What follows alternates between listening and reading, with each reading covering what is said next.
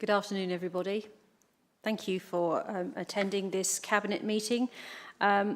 This is a meeting to discuss what was discussed this morning at full council.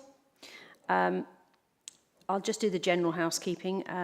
This meeting is being held in person at County Hall and is also being streamed live on the County Council's YouTube channel. And the recording will also be available to view afterwards. We're not expecting a fire alarm during the meeting, so if the alarms sound, please evacuate County Hall and make your way to the nearest exit and meet at the muster point, which is located on the main car park. I think you all know how to use your microphones. Just remember to switch them on and switch them off again. Okay, so we'll go to item 1 then, which is apologies for absence, please. We have apologies today from Councillor Jane James. Thank you. Item 2 is declaration of interests. Do Cabinet members have any interests they wish to declare? No, no one is indicating. Item 3 is matters referred to Cabinet from select committees or by full council. There's nothing on the agenda apart from the main item. And item 4 is updates from the Chair and Cabinet members. So any Cabinet members got any updates they wish to provide us with? I know we were only here at the beginning of the week, so. Councillor Thomas.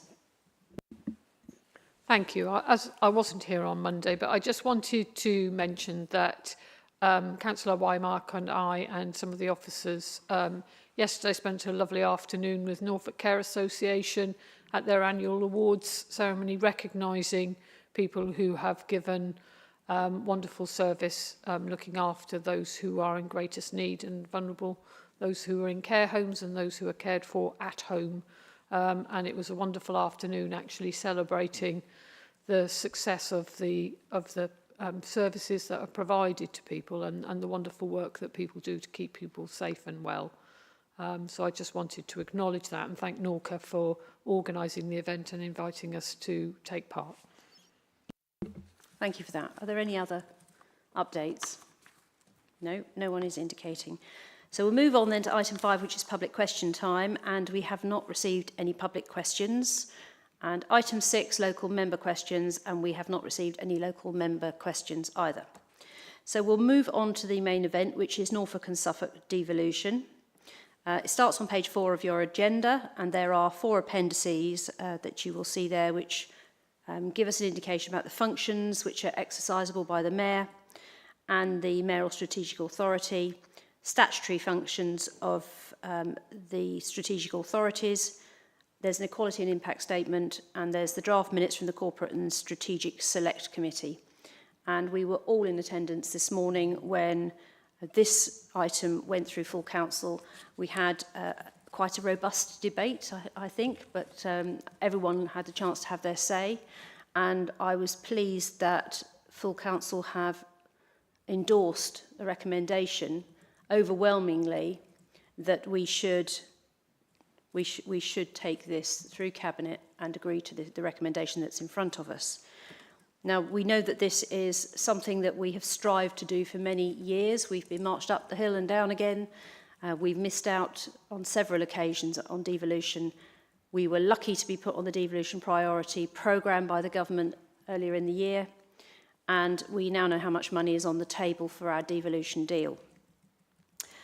I would like to thank all the members of Council for their input this morning. I think it was very valuable. I'd like to thank the members of Cabinet who have taken us through this process and who are here today to make this final decision. I'd like to thank the staff and the officers who've done such an enormous amount of work on this devolution journey. They've been amazing, and they've provided us with all the information at our fingertips now so that we can make a proper informed decision. I'd also like to thank our district colleagues because I know they have been heavily involved in the process, and although things aren't maybe exactly the way they would like them in terms of automatic voting rights, we are going to be absolutely sure to ensure that they are part of the process and can be part of the setup of this new mayoral county combined authority. And we're also going to do that in conjunction with key stakeholders as well, because this is a deal for Norfolk and Suffolk, and it's very important that everybody has the chance to have their say and get this right. And I'd also like to extend my thanks to our colleagues in Suffolk County and District. Their They've already made their decision and they have decided to go ahead with the deal. And I know that we've had close collaboration with them over the past months, and that we will continue to work together to make sure that this county combined authority is successful and does exactly what it says on the tin and brings money, prosperity and economic growth to both of our counties. Just to remind people what it is that we're actually going to benefit from. We will get local decisions, powers and funding for jobs, skills, transport and infrastructure. So that will come down from national government to our regional mayor alongside the constituent members, which will be 2 from Norfolk and 2 from Suffolk. We will get a long-term investment fund. It's going to be £37.4 million for 30 years. That's that amount every year for 30 years. That's more than £1.1 billion of funding. This is money we don't currently have. So it's all extra money into the pot for Norfolk and Suffolk. We've got the opportunity to unlock more funding by having that, because we can borrow against it. We can look at major infrastructure projects where previously we'd had to bid for funding with no guarantee that we would get it. We get a seat at the national table. So our mayor will sit on the Council of Nations and Regions, and will be able to have full input into how our region moves forward in the future. Local businesses will get easier access to advice, funding, mentoring and training. And we will also have more control over training and skills funding so that we can tailor courses and support for what local employers need and what our population actually needs to get the right skills so they can get good, well-paid local jobs. It will help with transport and infrastructure. We'll be able to plan improvements to roads and public transport, and reduce delivery delays, improve supply chains. We'll also get some funding for housing, so a strategic partnership with Homes England to unlock more funding to develop much needed housing in places like East Norwich, Kings Lynn and Great Yarmouth. There'll be a duty to improve population health in Norfolk and Suffolk, so we will be working with our health colleagues, looking at supporting mental and physical well-being as well. That's just the start. Once our authority has been up and running for 18 months and we become an established authority, we will then be eligible for further powers and funding. And that will include a single settlement. So we'll have a lot more flexibility about how we spend the money, and there won't be any ring fencing by civil servants in Whitehall. Devolution has had widespread support. The Norfolk Business Board, the Federation of Small Business and the Chamber of Commerce have all written to us alongside other business groups saying that they think this is the right thing for our region. And we've had support from all sectors, so agri-food, tourism, energy, financial services, culture, creative industries and hospitality and all the others. Everyone thinks this is the right thing to do. Now, I know there's been some disquiet about some of the elements of a devolution deal, and no devolution deal is ever going to be perfect. But we are taking the first step today if we approve this, and it gives us the opportunity to flex that in the future. And I was pleased to be able to speak to the Minister yesterday morning. We had a Teams meeting, and she is open to suggestions for what we want for our region for the future. And she's certainly listening to our concerns about how we integrate services like the fire service and the police, which will come in 2027. And we've told her that that's got to be done incredibly carefully because those are major emergency services. We must make sure there's no disruption and that it's right for our region. Because our fire service, as we know, is mainly retained firefighters. It's not full-time, unlike other areas. And so we've got to handle that in the best possible way. So I'm now going to throw this open to Cabinet to see if anyone has got any questions or comments. Councillor Plant. Thank you, Chairman. We have to be careful during this process that we don't throw out good trying to get absolute perfection, because we're not ever going to get perfection. We're going to get something that we can work with. We're going to get something that we can create our future with in Norfolk. And I think it's really important that the public understand that. We're not going to get a perfect deal. There's no such thing as a perfect deal because everybody's got a different opinion on what this deal should look like.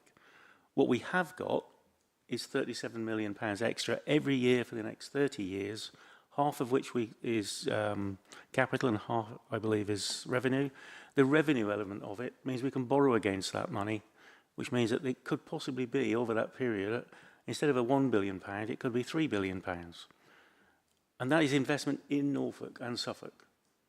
Something we haven't got at the moment, something we've been striving for many, many years. And I started this process in 2016, where it failed back then. But if you imagine if we'd have had that kind of money for the last 10 years, where Norfolk might be now. And I think it's really important that we don't give up something because we're worried about the politics of it, or we're worried about who's going to do what. I think at the end of the day, we understand the system. We've seen other mayoral areas and what they've managed to bring to their areas. I believe Manchester's on its 9th deal now, and that 9th deal has brought in billions over the years. We've got to remember, this is the first initial step in the direction of the mayoralty and what we can bring into Norfolk. Over the years, there will be more deals, more money, more devolution of responsibility along with the money to make sure that happens. And I think it's really incumbent on us in this day and age to make sure that we do have a future for Norfolk and that we're not stifling ourselves by trying to be perfect over good. And I think it's a good deal. It can be better, obviously. We could have different responsibilities, we could have more, but that comes with time. That comes with us proving, and the Mayor proving, that Norfolk can deliver on what it says it's going to do. And I think that's really important. And I think it's really good that all the districts, councils have put in all their propositions to the new Mayor of what they want to see as infrastructure in their area, what they see as a build in their area from the day one. But I'm sure that that will continue over the years, giving the Mayor the, how can I put it, the support that they're going to need in making sure that the delivery in Norfolk and Suffolk is as good as it can be in all the circumstances that they're done, that it's given. And I think I've worked at long and hard over the years to try and get a devolution for Norfolk. This deal is as good as any in the past. It's not better than any in the past. You've got to remember that we had £37 million on the table under the last government. This government's given us the same kind of money, and I think there's actually some bits of it less than what was being proposed in the last government. But like I said, we can't give up good over perfect, and I fully support this, and I'll be voting for it. Thank you. Councillor Wymark. Thank you, Leader. Like Councillor Plant, I listened intently to the discussion this morning, and I think it was very interesting. And the overriding feeling was of pragmatism, of actually understanding that in the past we could have had a deal, we didn't take a deal for various reasons, and we're the poorer for it as a county. And I think we really need to be realistic about this. Is we are where we are. As I say, I was in Manchester last week, like many of us, and you see what's been done in Manchester with various deals, which is built upon the initial deal that was offered. And I think it was really important to see that. But for me, I think there's a lot of elements here, and they weren't really talked about very much this morning, around the requirement for the Mayor to look at improving the health of residents and reducing health inequalities. That's really, really important, particularly with the strategic authority sitting on the same footprint as the new ICB. So the new ICB for Norfolk and Suffolk will be exactly the same footprint, so we can all work together. And I know the new leadership are looking to do that. So I'm really find that really, really important. But also as well, housing as well. Obviously, you alluded to housing. Housing is front and centre for public health. Always has been, always will be. And unless and until we can actually address this, and I think we're being a strategic authority with a formal arrangement with Homes England, will unlock a lot of better housing for people, you know, in Norfolk and Suffolk. So for me, there's lots and lots of elements which I support. I absolutely support the ideal here, and I think going forward we can do some really good things. So I support it wholly. Thank you. Thank you. Councillor Eagle. Thank you. I will just touch on what I said at this morning's meeting, where actually it's already been proved that the national government is going to prioritise funding mayoral authorities, and at the end of last month They put £25 million into 6 different authorities for creative industries, and then 12 regions, including ours, had to share 8 million. And even without that annual investment fund coming in, that shows what we have lacked and lost before, and it does concern me to think that we could have been a recipient of 25 million for creative industries, which is this area. Norfolk and Norwich is one of the acknowledged areas for that, and we could have had that now with that. But I think also it is now time, we as the County Council, there was a decision there, and we as Cabinet probably can make a decision, but it's also to come back, the Mayor must realise it will be up to them to take those decisions forward and with their body, but they must remember and take it that come after their 4 years of term, what has Norfolk and Suffolk, what have they done for Norfolk and Suffolk? And they must take that. We have nearly, well, close to 40,000 businesses in Norfolk. They've got to make sure that they've reached out and every one of those businesses can see and feel that benefit. They can't ignore one sector, they can't ignore one size. And as I said before, the directly elected leader deal, the Mayor on this case has got to make sure they're looking after not just Aviva, but the window cleaner. And that is that major challenge to them, that they're going to have to answer for that. And it's likely that we're going to pass that mantle over to them to make sure that they deliver on what we have now ensured is going to happen. Councillor Bensley. Yes, thank you, Leader, and thank you to all the members who had input this morning and to us Cabinet members now, but special mention to the districts and the officers and for you, Leader, in actually driving this and getting it this far. Massive amount of work that goes on behind the scenes. As everybody knows, I'm Norfolk born and bred, so I will do to the best of my ability to keep Norfolk as good as she is at the moment. She is a fine, fine county, and I believe this will only enhance her, and as she evolves even better, this will help. But I just wanted to flag up some of the main points about this mayoral role and the new role for my coastal communities. It was touched upon this morning, but from over in the west at Snettisham, Heacham, and obviously Hemsby as well, all of our coastal communities, if I'm correct, this mayor and his water management brief will have a lot more, what should I say, power and resources available than what we have now at our local authorities. To be honest, Great Yarmouth, West Norfolk, North Norfolk, we're doing well with what we've got, but it's not enough. Our coastal communities need more. And if this mayoral position will help us as elected members, I mean, we're only custodians of these seats. I'm very lucky to be here and it's a great honour.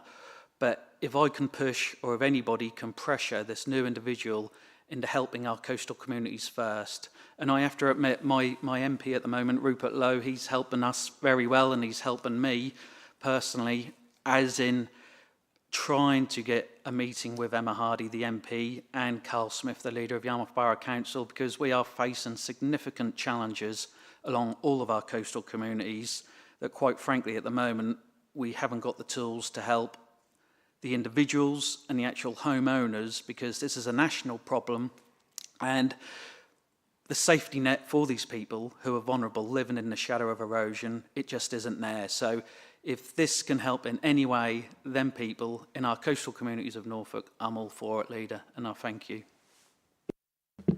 Councillor Carpenter. Thank you, Leader.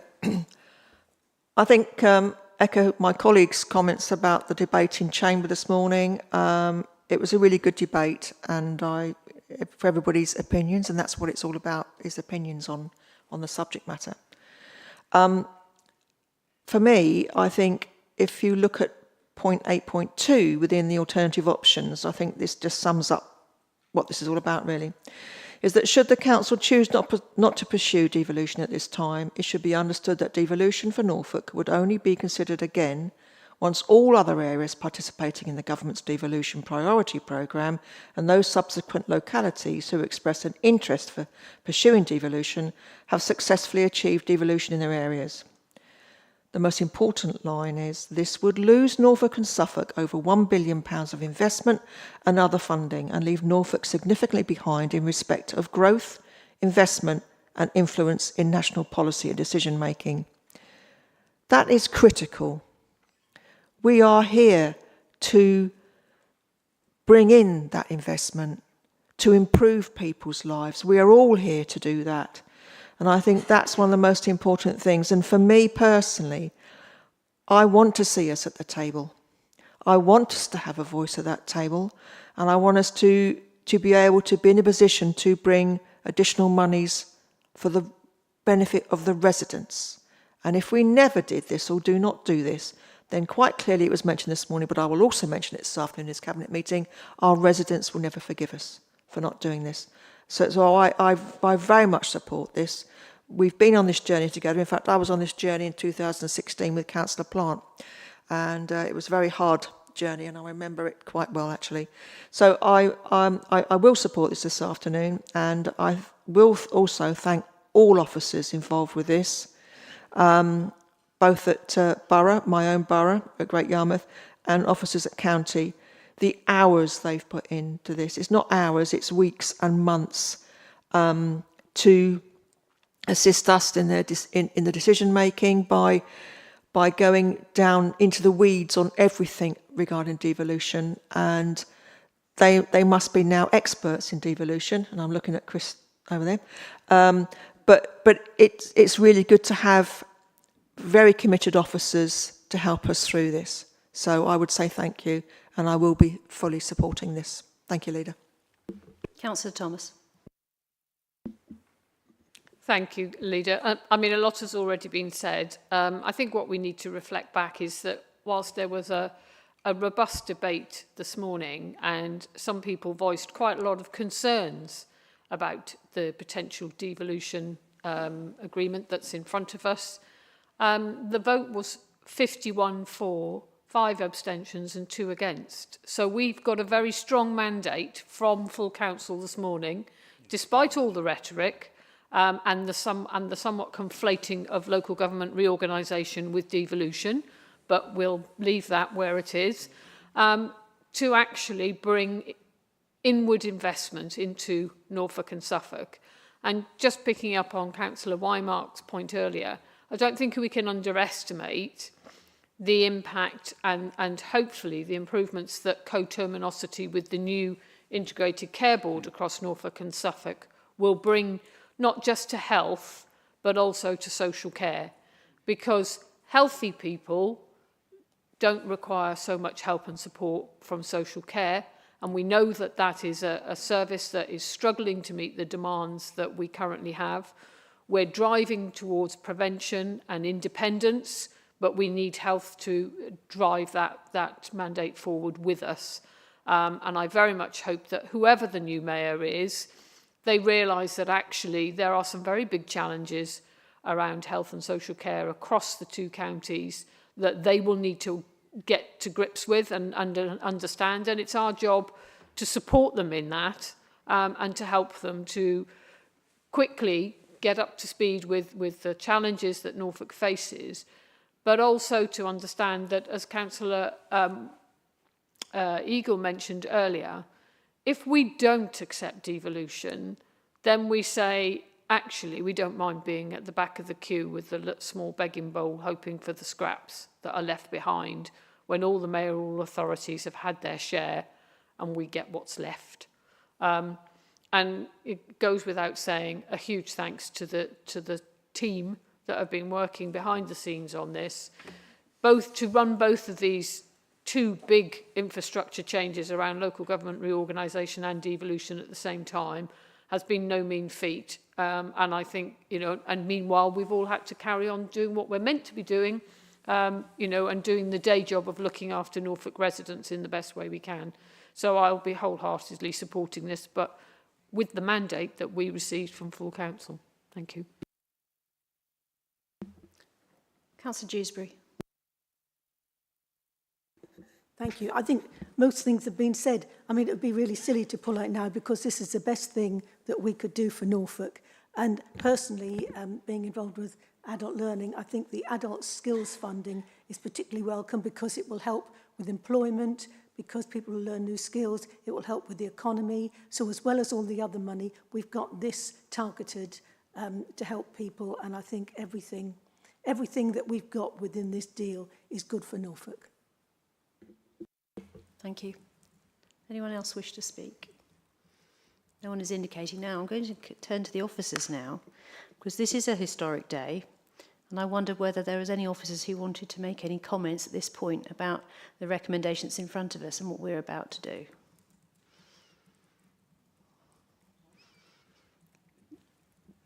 Tom. Hey, Leader, as you say, it's been a long time coming, and I think the breadth of the support in full council this morning probably speaks volumes for it. That we all have concerns because we want the best, but we're in a great place. The real work as always starts now from the point of view of levering the opportunities that devolution can open up for Norfolk and Suffolk, and playing our place within the wider UK PLC. Thank you. Ian. I just wanted to support what Councillor Weinmark said actually about the footprint of the new ICB and the new combined authority, and I think it's really, really important that we have that voice. The Mayor and the combined authority will have a role in health and well-being, and so that coterminosity is really important.